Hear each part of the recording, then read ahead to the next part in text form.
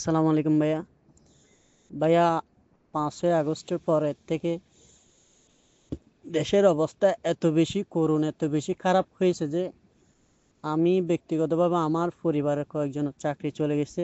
আমরা পড়ালেখা করছি, আমরা সামাজিক মর্যাদার কারণে পারতেছি না যে রিক্সা চালাতে, পারতেছি না যে কোনো একটা ভালো চাকরি খুঁজে না। এই মুহূর্তে দেশের অবস্থা এত বেশি খারাপ, আমার মনে হয় আমার জন্ম বয়সে আমি দেশের অবস্থা এরকম দেখি না। যাকে জিজ্ঞেস করতে সে বলতেছে দেশের অবস্থা অবস্থা এত বেশি খারাপ। আমরা চাচ্ছি যে কোনো একটা সরকার চলে আসুক, আমরা কোনো মতো দুমুঠো ভাত পাইলে হয়েছে, শান্তিতে থাকতে পারলে হয়েছে।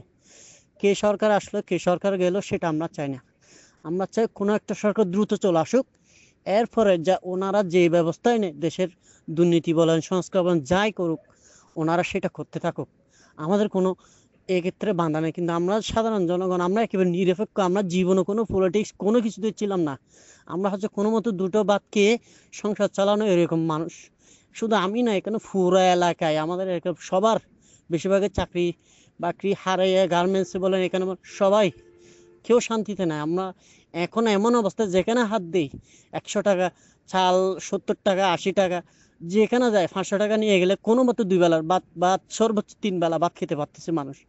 দেশের এমন অবস্থা, তার ভিতরে বড় কোনো অসুস্থ হইলে মানুষ মরে যাওয়ার অবস্থা হবে।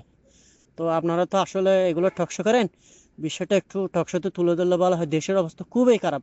খুব দ্রুত একটা নির্বাচন দিয়ে যে সরকারই আসুক, দেশটাকে একটু খাড়া করে দিলে ভালো হবে। না হলে দেশটা এমনিতেই যুদ্ধ ছাড়া দেশ ধ্বংস হয়ে যাবে।